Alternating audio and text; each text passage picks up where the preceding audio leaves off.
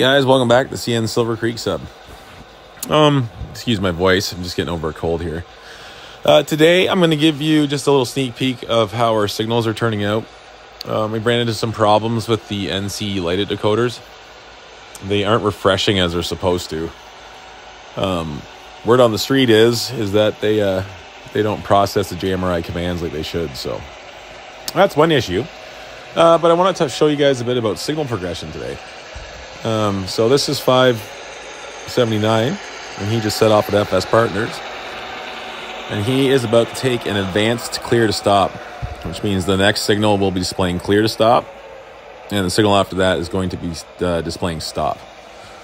So we'll just follow him down here, and you can see how the signal progression works. And that's the clear to stop right there. Proceed, preparing to stop at next signal. So he set his cars off on the east end of FS Partners like you've seen before in some of our videos. Now he's going to roll down here light power and grab the pulls, the empties out of FS Partners with those 3 loaded tanks he has to spot on the way back off the west end here.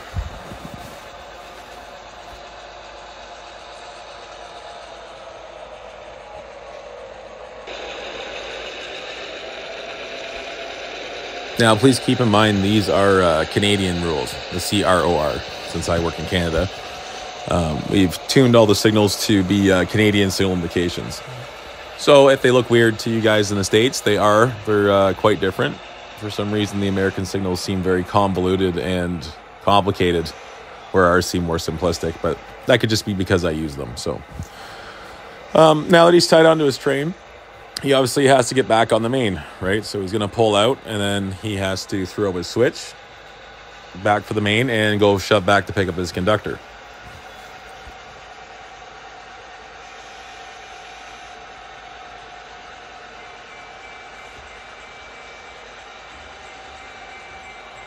Now that's all fine and dandy, but he's got a problem here as he heads to the left, or west anyway, is there's the west end of Bridgeport, which has a signal.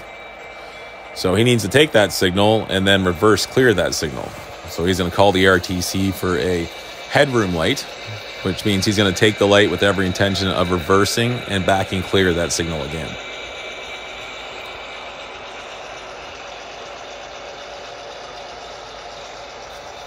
Now, in reality, if we had more blocks after Bridgeport, because we're only so far down the CTC, instead of having a clear to stop there, he probably would have had he'd have an advanced clear to stop, because there's 2 more blocks until the next controlled location. But because we only have fake signals past this, he just had a clear to stop. So he's going to pull this way. He's going to pull westbound until his tail end clears the switch. Now his tail end's cleared the switch, and he's shoving backwards, and he's going to just shove until he's cleared that light. Then he's going to stop. And if he wanted to go westward again, he'd have to call the RTC back for another light. And this is how switching is done within CTC. It's going to get more complicated when we get the bottom level done, and we get into work authorities and all that stuff, but I want to give you guys a kind of a really, really intricate view of how CTC works here in Canada.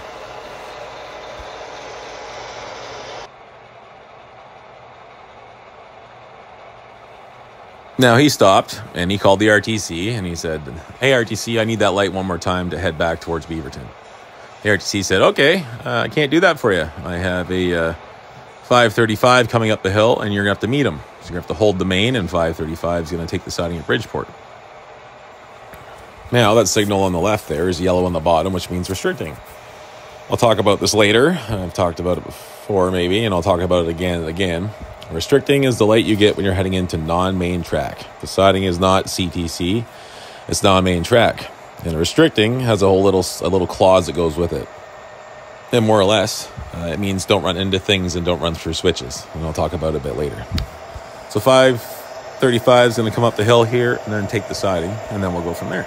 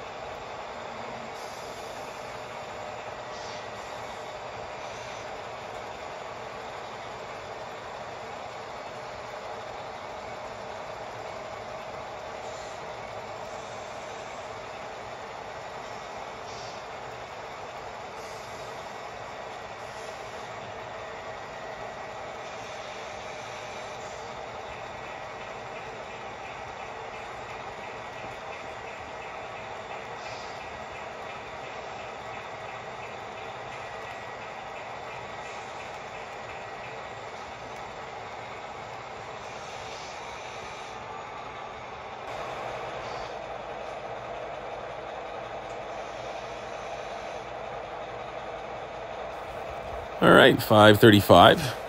This whole train, including the last car, is in the siding.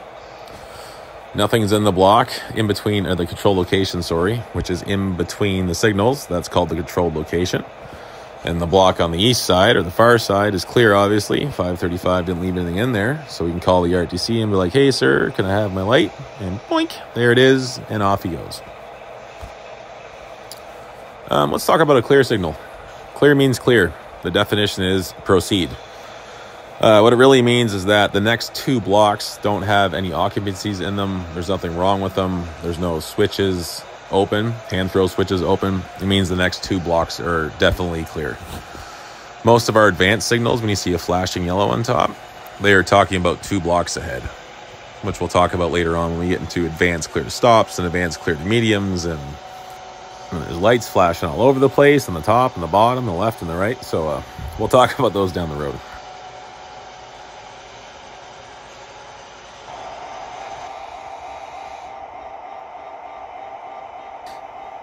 Now, 5:35 is in the siding, and the tail end of 5:79 is long gone. He's going to call the RTC and say, RTC, it's 5765 East. I'm looking for a light out of Bridgeport siding, and I'd like to go into the siding at Silver Creek. And the RTC is going to say, okay, here's your light. And this light is a slow to clear, which means proceed slow speed, passing the signal and through the turnouts. And then you can resume track speed. It is slow speed because we predefine the speeds of the switches of the turnouts. So on the single track, that's kind of the more older style that we have at our club. Like, it's not a... We have the bottom level, which has multi-track, so the speed's going to be higher, bigger switches. But it's a slow switch. So the CTC gives the signal indication based on what the track speeds are. And in this controlled location, between the signals again, it's a slow switch, which means 15 per. So he takes his slow to clear, and he comes around the corner to the intermediate, and a yellow again, which is a clear to stop, which means proceed, preparing to stop at next signal.